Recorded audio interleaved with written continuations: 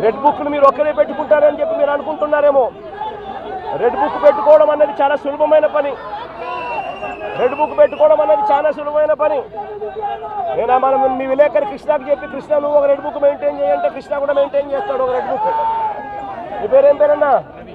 రవికి చెప్పి, రవి నువ్వు ఒక రెడ్ బుక్ మెయింటైన్ చేయ రవి అని అంటే రవి కూడా మెయింటైన్ చేస్తాడు. అదే పెద్ద ఘనకార్యం కాదు, గొప్ప పని కాదు.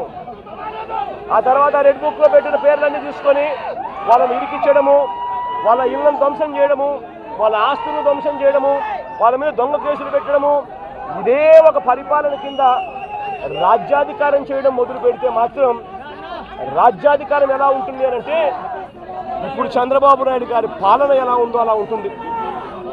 చంద్రబాబు నాయుడు గారి ప్రభుత్వం వచ్చి 3-4 నెలలు కూడా కాయిపోలా. ఈ 3-4 నెలల్లో చంద్రబాబు నాయుడు గారి పరిపాలన ఎంత దారుణంగా ఉంది అని అంటే నిజంగా నాకు ఆశ్చర్యం కలిగించే విషయాలు, ఆశ్చర్యం కలిగించే విషయాలు కనిపిస్తాయి.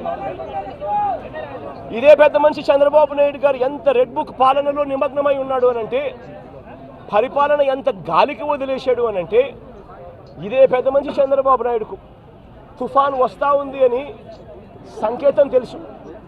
బుధవారం నాడే తుఫాను, శుక్రవారం సాయంత్రం నుంచి తుఫాను రాబోతా ఉంది, భారీ స్థాయిలో వర్షాలు పడతాయి, అతి భారీ వర్షాలు కురుస్తాయి శుక్రవారం సాయంత్రం నుంచి అని తనకు అలర్ట్ వచ్చింది బుధవారం నాడే.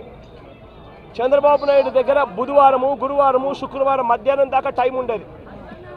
కానీ చంద్రబాబు నాయుడు గారు అనే వ్యక్తి ఎంతగా ఈ మనిషి రెడ్ బుక్ పాలన మీద ధ్యాస పెడతా ఉన్నాడో తప్ప ప్రజల మీద, ప్రజల అగసాట్ల మీద ధ్యాస పెట్టడం లేదన్న దానికి ఇదే నిదర్శనం. 2.5 రోజు టైం ఉన్నా కూడా, బుధవారము, గురువారము, శుక్రవారం మధ్యాహ్నం దాకా టైం ఉన్నా కూడా చంద్రబాబు నాయుడు గాలికి వదిలేశాడు ప్రజలను.